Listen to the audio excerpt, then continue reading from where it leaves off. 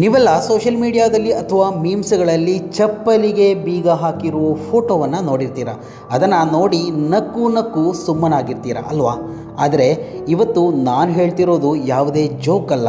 ಇದು ನಮ್ಮ ದಕ್ಷಿಣ ಕನ್ನಡ ಜಿಲ್ಲೆಯ ಪುತ್ತೂರಿನಲ್ಲಿ ನಡೆದಂತಹ ಒಂದು ಅಪ್ಪಟ ನೈಜ ಘಟನೆಯನ್ನು ಈ ಒಂದು ವಿಡಿಯೋದಲ್ಲಿ ಎಲ್ಲವನ್ನ ವಿವರಿಸ್ತಾ ಹೋಗ್ತೀನಿ. ಅದಕ್ಕೂ ಮೊದಲು ಈ ಒಂದು ವಿಡಿಯೋವನ್ನು ನೀವು ಮೊದಲನೇ ಬಾರಿ ವೀಕ್ಷಣೆ ಮಾಡ್ತಾ ಇದ್ದರೆ ದಯವಿಟ್ಟು ಸಬ್ಸ್ಕ್ರೈಬ್ ಮಾಡ್ಕೊಂಡು ನೋಡಿ. ಮಾತ್ರವಲ್ಲ, ನಿರಂತರವಾಗಿ ಅಪ್ಡೇಟ್ಗಳನ್ನು ನಿಮ್ಮ ಮುಂದೆ ತರುವಂತಹ ಪ್ರಯತ್ನಗಳನ್ನು ನಾವು ಮಾಡ್ತೀವಿ. ಹೇಳಿ ಕೇಳಿ ಪುತ್ತೂರು ಅಂದರೆ ಒಂದು ವಿವಾದಾತ್ಮಕ ಸ್ಥಳ ಕೂಡ ಹೌದು. ಮಾತ್ರ ಅಲ್ಲ, ಕೆಲವೊಂದು ಸುದ್ದಿಗಳು ದೊಡ್ಡ ಮಟ್ಟದಲ್ಲಿ ಸುದ್ದಿ ಆಗುವಂತಹ ಒಂದು ಪ್ರತ್ಯೇಕವಾದಂತಹ ಒಂದು ಪ್ರದೇಶ ಅಂತ ಹೇಳಿದರೂ ಕೂಡ ತಪ್ಪಾಗಲಿಕ್ಕಿಲ್ಲ.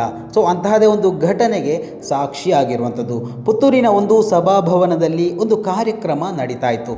ಎಲ್ಲರೂ ಸಂಭ್ರಮದಿಂದ ಒಳಗೆ ಹೋಗಿ ಕೂತಿದ್ರು. ಆದರೆ ಹೊರಗಡೆ ಮಾತ್ರ ಒಂದು ದೃಶ್ಯ ಎಲ್ಲರ ಗಮನವನ್ನು ಸೆಳೀತಾ ಇತ್ತು.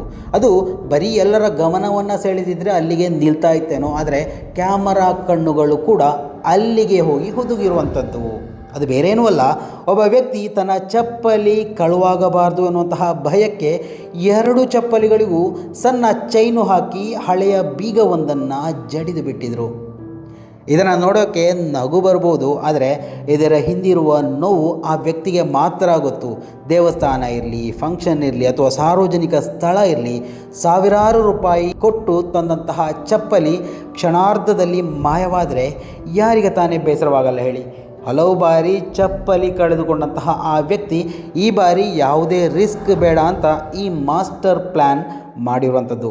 ನೋಡಿ, ಇದು ಸಮಾಜದ ಇಂದಿನ ಪರಿಸ್ಥಿತಿಯನ್ನು ಕೂಡ ಪ್ರತಿಬಿಂಬಿಸುವಂಥದ್ದು. ಕಳ್ಳತನದ ಭಯ ಮನುಷ್ಯನನ್ನು ಎಲ್ಲಿಯವರೆಗೆ ತಲುಪಿಸಿದೆ ಅಂದರೆ ಕೊನೆಗೆ ಕಾಲಿಗೆ ಹಾಕೋ ಚಪ್ಪಲಿಗೂ ಬೀಗ ಹಾಕುವಂಥ ಪರಿಸ್ಥಿತಿ ಬಂದಿರುವಂಥದ್ದು. ನೋಡಿ, ಈ ಒಂದು ಫೋಟೋ ಇವತ್ತು ಸಾಮಾಜಿಕ ಜಾಲತಾಣದಲ್ಲಿ ವ್ಯಾಪಕವಾಗಿ ವೈರಲ್ ಆಗ್ತಾ ಇರುವಂಥದ್ದು. ಪುತ್ತೂರಿನಲ್ಲಿ ನಡೆದಂತಹ ಘಟನೆ ಎನ್ನುವಂತಹ ರೀತಿಯಲ್ಲಿ ಇಡೀ ಮಾಧ್ಯಮಗಳು, ಕೆಲವೊಂದು ವೆಬ್ ಪೋರ್ಟಲ್ಗಳು ಕೂಡ ಈ ಒಂದು ವಿಚಾರವನ್ನು ಪ್ರಸ್ತಾಪ ಮಾಡಿ ವಾರ್ತೆಯನ್ನು ಪ್ರಸಾರ ಮಾಡಿದ್ವು. ಸೊ ಈ ಒಂದು ವಿಚಾರದಲ್ಲಿ ನಿಮ್ಮ ಅಭಿಪ್ರಾಯಗಳೇನು? ನಿಮ್ಮ ಚಪ್ಪಲಿ ಕೂಡ ಹೀಗೆ ಯಾವುದಾದ್ರೂ ಒಂದು ಟೈಮಲ್ಲಿ ಕಾರ್ಯಕ್ರಮಗಳಲ್ಲಿ ಕಳುವಾಗಿದೆಯಾ? ನಿಮ್ಮ ಅನುಭವ ಹೇಗಿದೆ ಎನ್ನುವುದನ್ನು ಕೂಡ ಇಲ್ಲಿ ಕಮೆಂಟ್ ಮಾಡಿ. ಮುಂದಿನ ಮಾಹಿತಿಯೊಂದಿಗೆ ಮತ್ತೆ ಭೇಟಿಯಾಗೋಣ. ಅಲ್ಲಿವರೆಗೂ ನಮಸ್ಕಾರ.